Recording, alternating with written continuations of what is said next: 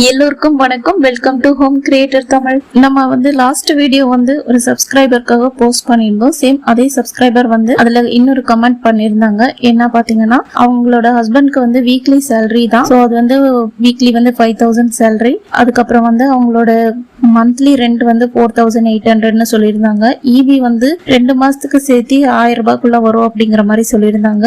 அவங்களுக்கு ஒரு 2 வயசு பையன் இருக்கிறதாவும், அவங்கள வந்து ஜூன் மாசத்துல ஸ்கூல் போக போறதாவும் சொல்லியிருந்தாங்க. பட் ஸ்கூல் ஃபீஸ்க்கான அமௌண்ட் வந்து ஒரு 20,000 வருது. இப்போ வரைக்கும் நாங்க எதுவுமே சேவிங்ஸ் பண்ணல, கையில காசே நிக்க மாட்டேங்குது, ஏதாவது ஐடியா கொடுங்க, வீக்லி பட்ஜெட் சொல்லுங்க அப்படின்னு சொல்லி கேட்டிருந்தாங்க. ஸோ அந்த சிஸ்டருக்காக தான் இந்த வீடியோ வந்து நான் கஸ்டமைஸ்டா அவங்களுக்காகவே ரெடி பண்ணியிருக்கேன். ப்ளீஸ் ஸ்கிப் பண்ணாம பாருங்க. இது அவங்களுக்குன்னு மட்டும் இல்ல, வீக்லி சேலரி வாங்குறவங்க, இது வரைக்கும் பட்ஜெட்டே போடாதவங்க, ஸோ எல்லாருக்குமே கண்டிப்பா யூஸ்ஃபுல்லா இருக்கும். இனி வாங்க நம்ம வீடியோக்குள்ள போலாம்.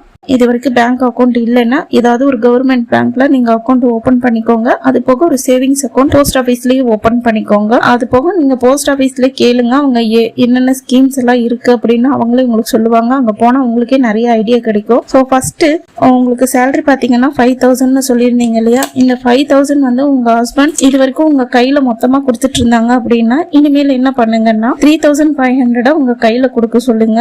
1500 வந்து உங்க அக்கௌண்ட்ல போட்டு விட சொல்லுங்க. அதுக்கப்புறம் பாத்தீங்கன்னா இந்த 3500 வச்சு நீங்க என்ன பண்ண போறீங்க பாத்தீங்கன்னா, உங்க வீட்டு செலவு மொத்தத்தையுமே இதுலதான் கொண்டு வர போறீங்க. அது எப்படின்னு பாக்கலாம். உங்க வீட்டுல இருக்கிற தேவையில்லாம யூஸ் பண்ணாம வச்சிருக்கிற டப்பாவோ இல்ல நகைக்கடை பர்ஸோ இல்ல வந்து ஏதாவது மஞ்ச பையோ இப்படி என்ன இருக்கோ அது ஒரு 12 எடுத்துக்கோங்க. ஏன்னா நம்ம வீட்டுல பொதுவா இந்த 12 செலவு தான் மேக்சிமம் இருக்கும். இல்ல நீங்க மொய் கவர் வச்சிருந்தீங்கன்னா 12 மொய் கவரா கூட எடுத்துக்கோங்க. இப்ப நான் சொல்றது நீங்க அப்படியே நோட் பண்ணி ஏதாவது நோட்ல கூட எழுதி வச்சுக்கோங்க. இதே மாதிரியே நீங்க ஃபாலோ பண்ணுங்க. ஃபர்ஸ்ட் விஷயம், உங்களோட வாடகை பாத்தீங்கன்னா 4800 சொல்லிருந்தீங்க. சோ அப்போ நீங்க வாரத்துக்கு 1200 எடுத்து வச்சீங்கன்னா 4 வாரம் அப்படிங்கும் போது 4800 வந்துடும். ஸோ 1200 வந்து வாடகைக்குன்னு தனியா ஒரு பர்ஸ்ல போட்டு தனியா வச்சிருங்க. அந்த பர்ஸ் மேலேயே வந்து நீங்க எழுதி கூட வச்சுக்கலாம், வாடகை உங்களோட அடையாளத்துக்காக. ஸோ அந்த காசை வந்து இந்த செலவுக்கு மட்டுமே யூஸ் பண்ணுங்க. இபி பாத்தீங்கன்னா உங்களுக்கு 2 மாசத்துக்கு 1000 ரூபாய்க்குள்ள வரும்னு சொல்லியிருக்கீங்க. அதனால வாரத்துக்கு 125 ரூபான்னு நான் எழுதியிருக்கேன். அப்படி பார்க்கும்போது 4 வாரத்துக்கு 500 ரூபாய் வருது. ஸோ 2 மாசத்துக்கு 1000 ரூபாய் வருது. அதுக்கு அடுத்துதான் மளிகை, இது வந்து 700 ரூபாய் எழுதியிருக்கேன். இது பாத்தீங்கன்னா 700 × 4 போட்டா 2800 ரூபாய் வருது. அப்புறமா பால் 30 × 7, நீங்க ஒரு வாரத்துக்குன்னு சொல்றதுனால நான் ஒவ்வொரு வாரமாவே பிரிச்சு கொடுத்துருக்கேன். 7 நாள்னு கொடுத்துருக்கேன். அப்போ வந்து 210 ரூபாய் வருது. பால் வந்து நீங்க மேக்சிமம் வந்து இந்த 1/2 லிட்டர் பேக்கெட்டா வாங்காம 1/4 லிட்டரா 2 வாங்கிட்டீங்கன்னா உங்களுக்கு 30 ரூபாய் தான் வரும். அதுக்கப்புறம் வந்து காய்கறி வந்து நீங்க ஒரு 200 ரூபாய் ஒதுக்கி வச்சிருங்க. ஏன்னா உங்க வீட்டுல ஆளுங்க கம்மி தானே, இதுவே போதுமானதா இருக்கும். செகண்ட் பாத்தீங்கன்னா நான்வெஜ், இதுக்கு ஒரு 200 ரூபாய் ஒதுக்கிருங்க. அப்புறம் ஃப்ரூட்ஸ் அண்ட் ஸ்நாக்ஸ்க்கு ஒரு 200 ரூபாய் ஒதுக்கிருங்க. ஏன்னா உங்க வீட்டுல ரொம்ப குட்டி குழந்தைதான் இருக்கு, அது பெருசா ஒன்னும் சாப்பிட்டு போறது இல்ல. நம்மளும் கொஞ்சம் அப்பப்போ ஏதோ ஸ்நாக்ஸ் சாப்பிடும் அப்படின்னு பார்த்தா கூட ஒரு 200 ரூபாவே ஓகே தான். அதுக்கு அடுத்ததான் பாத்தீங்கன்னா கேஸ் பாத்தீங்கன்னா மேக்சிமம் 3 பேர் இருக்கிற ஃபேமிலிக்கு எல்லாம் தாராளமா 2 மாசத்துக்கு மேலேயே வரும். ஸோ நீங்க வந்து 2 மாசத்துக்கு ஒரு வாட்டி கேஸ் வாங்கினீங்கனாலே சரியா இருக்கும். அப்படி கணக்கு பண்ணும்போது ஒரு வாரத்துக்கு நான் 125 ரூபான்னு எழுதியிருக்கேன். 4 வாரத்துக்கு கணக்கு பண்ணா 500 ரூபாய் ஆகுது. நீங்க 2 மாசத்துக்கு ஒரு வாட்டி சிலிண்டர் வாங்குறதா இருந்தா 1000 ரூபாய் தான் வரும். ஸோ அப்படித்தான் நான் இதை பிரிச்சு எழுதியிருக்கேன். அடுத்ததா பாத்தீங்கன்னா ரீசார்ஜ், இது வந்து 125 போட்டிருக்கேன். சேம் இதுவும் வந்து மாசத்துக்கு உங்களுக்கு 500 ரூபாய் வரும். ஸோ வீட்டுல 2 பேர் ரீசார்ஜ் யூஸ் பண்றீங்கன்னா உங்க பேக் எது, நீங்க என்ன போடுவீங்கன்னு எனக்கு சரியா தெரியல. நான் ஒரு மினிமம் அமௌண்ட்க்கு தான் போட்டு வச்சிருக்கேன். அதுக்கப்புறம் பாத்தீங்கன்னா டிவி ரீசார்ஜ், இது வந்து ஒரு 65 ரூபாய் போட்டிருக்கேன் வாரத்துக்கு. அப்படி பார்க்கும்போது உங்களுக்கு ஒரு மாசத்துக்கு வந்து 260 ரூபாய் வருது. அடுத்ததா பாத்தீங்கன்னா அதர்ஸ்ன்னு போட்டு ஒரு 125 போட்டிருக்கேன். இது எதுக்காக பாத்தீங்கன்னா, இப்ப வீட்டுல ஜென்ஸ் வந்து ஒரு சலூன் போறாங்க, இல்ல வந்து நீங்க ஒரு கோவில் போறீங்க, ஒரு சாமி பூ வாங்குறீங்க, இந்த மாதிரி சின்ன சின்ன செலவு நமக்கு லிஸ்ட்லயே வராத சில செலவெல்லாம் இருக்கும் இல்லைங்களா? சோ அதுக்கு நம்ம யூஸ் பண்ணிக்கலாம் இந்த 125. அதுக்கப்புறமா எமர்ஜென்சி கேஷ்னு ஒரு கேஷ் வந்து நீங்க எப்பவுமே எடுத்து வச்சிருங்க. ஏன்னா வீட்டுல குழந்தையெல்லாம் இருக்குது, அது போக நீங்க கூட பிரெக்னெண்டா இருக்கீங்க. ஸோ எப்ப வேணாலும் நமக்கு ஒரு சின்ன அமௌண்ட் அது கையில இருக்கிறது ரொம்ப நல்லதா இருக்கும். அதனால ஒரு 250 ரூபாய் எடுத்து வச்சிருங்க. அப்போ ஒரு வாரத்துக்கு 250 ரூபான்னா ஒரு மாசத்துக்கு பாத்தீங்கன்னா உங்களுக்கு வந்து அதுவே 1000 ரூபாய் வந்துடும். ஸோ அதர்ஸ் அப்படிங்கறதும் அதுவும் வந்து மாசத்துக்கு 500 ரூபாய் வந்துடும். ஸோ டோட்டலா பாத்தீங்கன்னா இப்ப நான் சொன்ன எல்லா அமௌண்ட்டுமே சேர்த்து வாரத்துக்கு 3500 ரூபாய் வருதுங்க. நான் சுமாரா பிப்ரவரி மாசம் 2 வாரம் இருக்கிறதா நினைச்சு போட்டிருக்கேன். ஸோ அப்படி பார்க்கும்போது ஒரு வாரத்துக்கு 1500 ரூபாய்னா இந்த மாசம் நீங்க ஒரு 3000 ரூபாய் சேவ் பண்ணலாம். அடுத்த மாசம் அப்படிங்கும் போது 4 வாரம் இருக்கும். ஸோ உங்களுக்கு வாரம் உங்க ஹஸ்பண்ட் வந்து உங்க அக்கௌண்ட்ல 1500 ரூபாய் போட்டு விட்டாங்கன்னா 4 வாரத்துக்கு 6000 ரூபாய் ஆச்சு. ஏப்ரல்லயும் நீங்க ஒரு 6000 ரூபாய் சேவ் பண்ணலாம். மே மாசமும் சேம் 6000 ரூபாய் சேவ் பண்ணலாம். ஸோ டோட்டலா பாத்தீங்கன்னா நீங்க ஒரு 21000 ரூபாய் சேவ் பண்ணலாம். நீங்க ஸ்கூல் ஃபீஸ்க்கு 20000 சொன்னீங்க, அதை வந்து நீங்க எடுத்து வச்சுட்டு 1000 ரூபாய் வந்து இப்ப குழந்தைங்களுக்கு எப்படி நம்ம லஞ்ச் பேக், டிஃபன் பாக்ஸ், இல்ல வந்து குழந்தைகளுக்கு வேற ஏதாவது ஷூ இதெல்லாம் வாங்க சொல்றாங்க அப்படின்னா நீங்க அதுக்கு கூட இந்த காசை யூஸ் பண்ணிக்கோங்க. ஆனா இது போக இன்னொரு சேவிங்ஸ் இருக்கு. இதுக்கு பேர் வந்து சீக்ரெட் சேவிங்ஸ். இது எல்லா லேடிஸுமே கண்டிப்பா அவங்க வீட்டுல பண்ணுவாங்க. பட் இந்த சேவிங்ஸ் வந்து மேக்சிமம் ஹஸ்பண்ட் கிட்ட சொல்லாம தான் சேவ் பண்ணுவாங்க. ஏன்னா இதுதான் நம்ம கையில இருக்கக்கூடிய லிக்விட் கேஷ். ஸோ இது வந்து எவ்வளவு சாமர்த்தியமா நம்ம வந்து மிச்சம் பண்றோமோ இந்த காசு வந்து முழுக்க முழுக்க நம்மளுடையது தான். ஸோ இதை எப்படி பண்ணணும்னு ஃபர்ஸ்ட் பார்க்கலாம் வாங்க. இப்போ செலவுல இருந்து எப்படி சேமிக்கலாம்னு பார்க்கலாம். ஃபர்ஸ்ட் வாடகை, இது நம்ம ஒண்ணுமே பண்ண முடியாது, இது பிக்சட் தான். நெக்ஸ்ட் பாத்தீங்கன்னா இபி செலவை எப்படி குறைக்கிறதுன்னு நான் ஆல்ரெடி வீடியோ போட்டிருக்கேன். நீங்க அந்த வீடியோ ரெஃபர் பண்ணி பாருங்க. 3 பேர் இருக்கிற வீட்டுல 1000 ரூபாய் கரண்ட் பில் வருதுன்னா கண்டிப்பா ஏதோ மிஸ்டேக் நீங்க பண்ணிட்டு இருக்கீங்க. அது என்ன செக் பண்ணி நீங்க சரி பண்ணிக்கோங்க.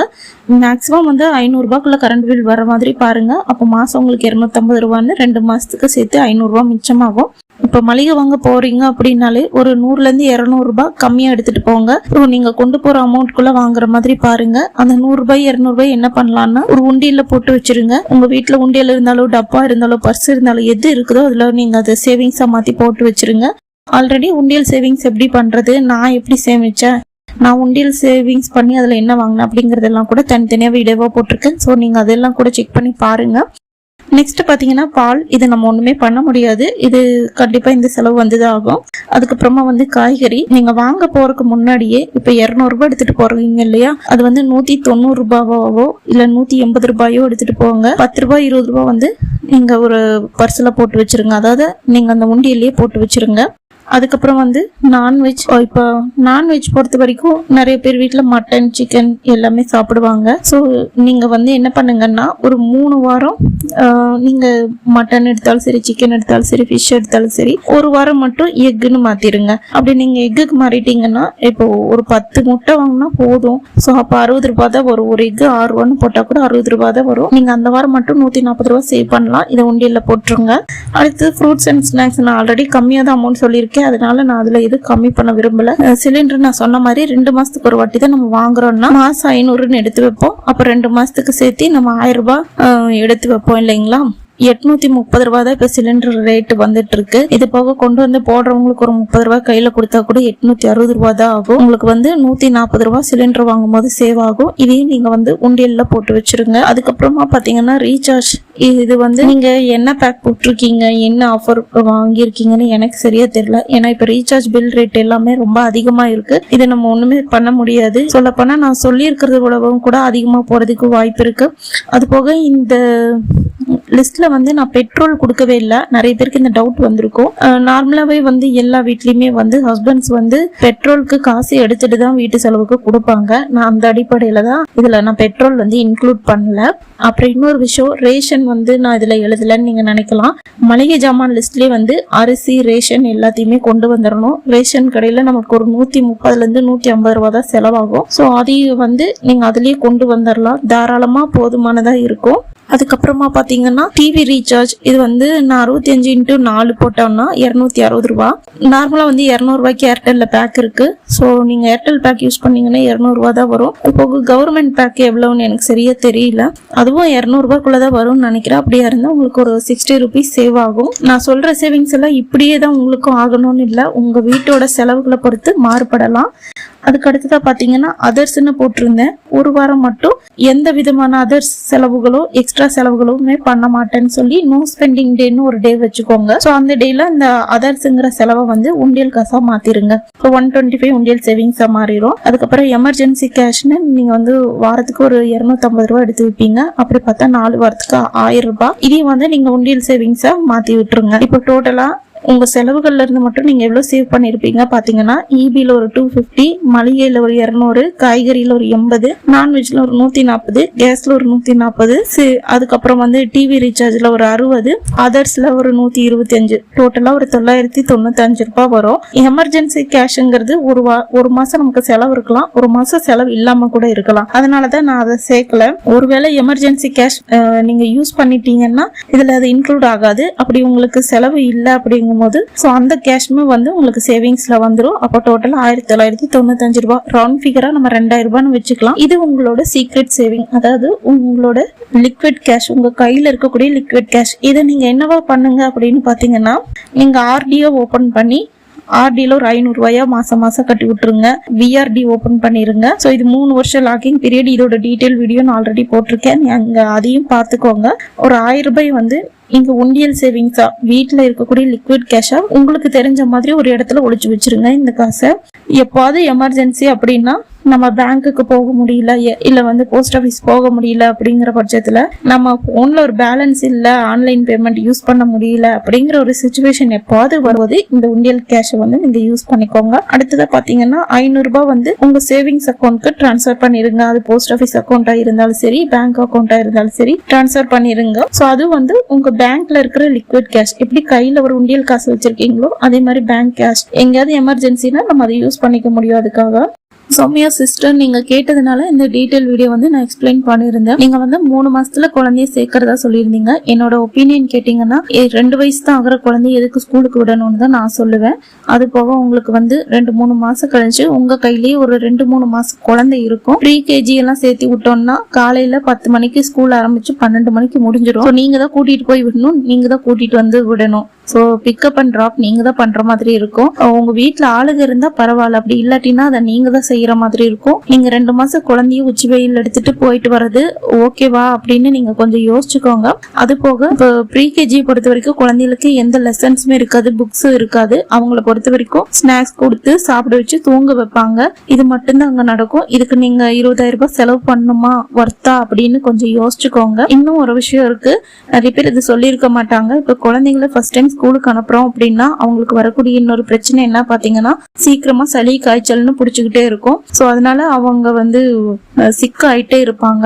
நீங்க ஒரு பச்சை குழந்தையும் வச்சுட்டு இந்த குழந்தைக்கு வந்து அடிக்கடி உடம்பு சரியில்லாம போனா பாத்துக்க முடியுமான்னு யோசிங்க. ஸ்கூல்ல குழந்தைகளுக்கு உடம்பு சரியில்லைன்னா அனுப்ப வேண்டாம்னு சொல்லுவாங்க, ரெடி ஆயிட்டு அனுப்புனா போதுன்னு சொல்லுவாங்க. சோ நீங்க பணமும் கட்டிட்டு குழந்தைய அதிக நாள் வீட்டுல வச்சு பாக்குற மாதிரி இருக்கும். அவங்களுக்கு இன்னும் சரியா பேச்சு கூட வந்திருக்காது. அப்படி இருக்கும்போது அவங்க கூடவே வச்சுக்கிறதா பெட்டர்னு எனக்கு தோணுது. இல்ல எனக்கு வந்து 2 குழந்தையுமே பாத்துக்கிறது கொஞ்சம் கஷ்டம் அப்படின்னு நினைச்சீங்கன்னா, நான் சொல்றேன்னு தப்பா எடுத்துக்காதீங்க. உங்க வீட்டு பக்கத்துல வந்து இப்போ இந்த சத்துணவு மையங்கள் இருக்கும் இல்லைங்களா, அங்கன்வாடி பால்வாடின்னு சொல்லுவாங்களே, அங்க வந்து நீங்க உங்க குழந்தைய கூப்பிட்டு போய் விட்டுட்டு நீங்களும் கொஞ்ச நேரம் கூட இருந்து பாருங்க. அவங்க மத்த குழந்தைகளோட மிங்கிள் ஆகுறாங்களா, விளையாடுறாங்களா, இது எல்லாமே பாருங்க. எப்படியோ நீங்க அங்கன்வாடி அனுப்புனாலும் கண்டிப்பா சளி காய்ச்சல் எல்லாம் பிடிக்கதான் செய்யும். அந்த மாதிரி பாருங்க. அப்படி அவங்க கொஞ்சம் அவங்க வந்து அங்க பழகிட்டாங்க அப்படின்னா ஒரு வாரம் மட்டும் பேரண்ட்ஸ் நம்ம கொஞ்ச நேரம் போய் இருக்கிற மாதிரி இருக்கும். அதுக்கப்புறம் பாத்தீங்கன்னா அவங்களே வந்து நல்லா பாத்துக்குவாங்க. கிட்டத்தட்ட உங்களுக்கு ப்ரீ கேஜி டைம் விட அந்த டைம் வந்து கொஞ்சம் அதிகமாவே பாத்துக்குவாங்க. இப்போ உங்களால 2 குழந்தையும் சமாளிக்க முடியலங்கிற பட்சத்துல நீங்க வந்து காலையில கொண்டு போய் விட்டீங்கன்னா மதியானம் 3 மணி வரைக்கும் அங்கன்வாடி இருக்கும். சோ உங்களுக்கு அந்த டைம் வரைக்கும் உங்க குழந்தைய பத்திரமா பாத்துக்குவாங்க. அது உங்களுக்கு ஓகேனா நீங்க அந்த முடிவு எடுக்கலாம். அப்படி இல்லாட்டினா உங்க குழந்தைய நீங்க தயவு செஞ்சு வீட்லயே வச்சு பாருங்க. என்ன கேட்டா வீட்லயே வச்சுக்கிறது தான் பெட்டர்னு நான் சொல்லுவேன். என் குழந்தைய கூட நான் 4 வயசுலதான் ஸ்கூல் சேர்த்து விட்டேன். ஏன்னா கவர்மெண்ட் ரூல்ஸ் படி பாத்தீங்கன்னா 1வது படிக்கணும் அப்படின்னா ஒரு குழந்தைக்கு வந்து 6 வயசு இருக்கணும் அப்படின்னு சொல்லியிருக்காங்க. 2 வயசுல சேர்த்து விட்டீங்கன்னா ப்ரீ கேஜிக்கு அப்புறம் யூகேஜி, அப்புறம் எல்கேஜி, அதுக்கப்புறம் வந்து 1வது போற மாதிரி இருக்கும். 5 வயசு தான் இருக்கும் உங்க குழந்தைக்கு. நீங்க தேவையில்லாம 2 வருஷம் எக்ஸ்ட்ரா ஃபீஸ் கட்டுற மாதிரி இருக்கும். அது தேவையான கொஞ்சம் யோசிச்சுக்கோங்க. ஒருவேளை நான் சொல்றது உங்களுக்கு கரெக்ட்னு தோணுச்சுன்னா நான் நெக்ஸ்ட் ஒரு பிளான் சொல்றேன், நீங்க அதை ஃபாலோ பண்ணிக்கோங்க. இப்ப சொன்ன பிளானை வந்து நீங்க இந்த 3 மாசம் யூஸ் பண்ணுங்க. மேல இருந்து நீங்க என்ன பண்ணுங்க பாத்தீங்கன்னா, ஒரு ஆர்டி ஸ்டார்ட் பண்ணிருங்க. இந்த ஆர்டி வந்து 12 மாசத்துக்கு போடுங்க, 1 வருஷத்துக்கு போடுங்க. அடுத்த ஏப்ரல்ல வந்து இது மெச்சூர்ட் ஆயிரும். சோ உங்க குழந்தைய அடுத்த வருஷம் ஸ்கூல்ல சேர்த்துனீங்கன்னா இந்த அமௌண்ட் வந்து உங்களுக்கு கரெக்டா இருக்கும். சோ நான் ஃபர்ஸ்டே சொன்ன மாதிரிதான் உங்க ஹஸ்பண்டோட அக்கௌண்ட்ல இருந்து உங்களுக்கு 1500 ரூபாய் வீக்லி டிரான்ஸ்ஃபர் பண்ண சொன்னேன் இல்லைங்களா? அப்படி பார்க்கும்போது ஒரு மாசத்துக்கு 6000 ரூபாய் வரும். ஸோ இந்த 6000 ரூபாயில நீங்க என்ன பண்ணுங்கன்னா, இப்போ உங்க குழந்தையோட ஸ்கூல் ஃபீஸ் நெக்ஸ்ட் வருஷம் ஸ்கூல் ஃபீஸ் வந்து ஒரு 25000 ரூபான்னு வச்சுக்கலாம். எக்ஸாம்பிளுக்கு டிவைடட் 12 போட்டீங்கன்னா ஒரு மாசத்துக்கு நீங்க 2083 ரூபாய் கட்டணும். ரவுண்ட் ஃபிகரா 2000 ரூபான்னு எடுத்துட்டா கூட 12 மாசத்துக்கு 24000 ரூபாய் நீங்க கட்டியிருப்பீங்க. இதுக்கு பேங்க்ல இன்ட்ரெஸ்டா பாத்தீங்கன்னா, நான் வந்து இந்தியன் பேங்கோட இன்ட்ரெஸ்ட் தான் போட்டிருக்கேன். 6.10% தருவாங்க. 1464 ரூபாய் தருவாங்க. இதுல டாக்ஸ்ன்னு 64 ரூபாய் புடிச்சிட்டா கூட 25400 ரூபாய் உங்களுக்கு கையில கிடைக்கும். நீங்க கட்டினது 24000 ரூபாய், உங்களுக்கு கிடைக்க போறது 25400 ரூபாய். ஓகேங்களா?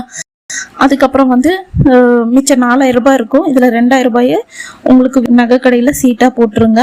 என்ன கேட்டா இப்போதைக்கு மலபார்ல சீட்டு பெட்டரா இருக்கு, கலெக்ஷன்ஸ் நல்லா இருக்குது. நீங்க கண்டிப்பா போடுங்க. உங்களுக்கு வந்து ஒரு வருஷத்துக்கு பாத்தீங்கன்னா இப்ப விக்கிற விலைக்கு எனக்கு தெரிஞ்சு ஒரு 2 to 3 கிராம் கேரண்டியா வாங்கலாம். நம்ம கூட கொஞ்சம் காசு போட்டு வாங்குற மாதிரி தான் இருக்கும். 3 கிராமா வாங்குற மாதிரி இருந்தாலும் எதுவுமே இல்லாம இருக்கிறதுக்கு ஏதோ ஒண்ணு வாங்கிக்கிறது பெட்டர் தானுங்க. நெக்ஸ்ட் பாத்தீங்கன்னா அடுத்த ஒரு 1000 ரூபாய PPF உங்களுக்கு 2 வயசு பையன் இருக்கான்னு சொல்லியிருந்தீங்க இல்லையா, அவர் பேர்ல வந்து போட்டுருங்க. இது வந்து போஸ்ட் ஆபீஸ்லயும் இருக்கு, பேங்க்லயும் இருக்கு. போஸ்ட் ஆபீஸ்லயே பெட்டர் ஓபன் பண்ணிருங்க. இது வந்து 15 வருஷம் இருக்குங்க இதோட மெச்சூரிட்டி பீரியட். அதுக்கப்புறம் பாத்தீங்கன்னா உங்க பேர்லயும் ஹஸ்பண்ட் பேர்லயும் 2 பேர் பேர்லயும் சேர்த்து கூட போடலாம், இல்ல உங்க பேர்ல கூட போடலாம். உங்களுக்கு ஒரு PPF போட்டு வச்சுக்கோங்க. டோட்டலா இந்த 6000 ரூபாய் 2000 ரூபாய் ஸ்கூல் ஃபீஸ்க்கும் 2000 ரூபாய் நகை சீட்டுக்கும் 1000 ரூபாய் உங்க குழந்தையோட ஃபியூச்சருக்கும் 1000 ரூபாய் உங்களோட ஃபியூச்சருக்காகவும் போட்டு வச்சிருங்க. நீங்க இப்ப 2025ல PPF ஜாயின் பண்ணீங்கன்னா 2039ல 15 வருஷம் கழிச்சு இது மெச்சூர்ட் ஆகும். நீங்க டோட்டலா இது வந்து மாசத்துக்கு 1000 ரூபாய் கட்டியிருந்தீங்கன்னா கூட 15 வருஷத்துல நீங்க 1,80,000 ரூபாய் கட்டியிருப்பீங்க. இதுக்கு வட்டியா 1,35,572 ரூபாய் கொடுப்பாங்க. டோட்டலா பாத்தீங்கன்னா உங்களுக்கு 15 வருஷம் கழிச்சு 3,15,572 ரூபாய் உங்க PPF-க்கும். சேம் அதே மாதிரி உங்க பையனோட PPF-ம் வந்து மெச்சூர்டா இருக்கும். அவருக்கும் அதே மாதிரி 3,15,572 ரூபாய். டோட்டலா 6,30,000 ரூபாய் 15 வருஷம் கழிச்சு உங்க கைக்கு கிடைக்கும். சோ இந்த மாதிரி கூட நீங்க பிளான் பண்ணிக்கலாம். உங்களுக்கு இந்த வீடியோ கண்டிப்பா யூஸ்ஃபுல்லா இருக்கும்னு நம்புறேன். நான் சொல்லியிருந்தது உங்களுக்கு ஏதாவது தப்பா பட்டுச்சுன்னா நான் சாரி சொல்லிக்கிறேன். என்னோட ஒப்பீனியன் தான் நான் சொன்னேன்.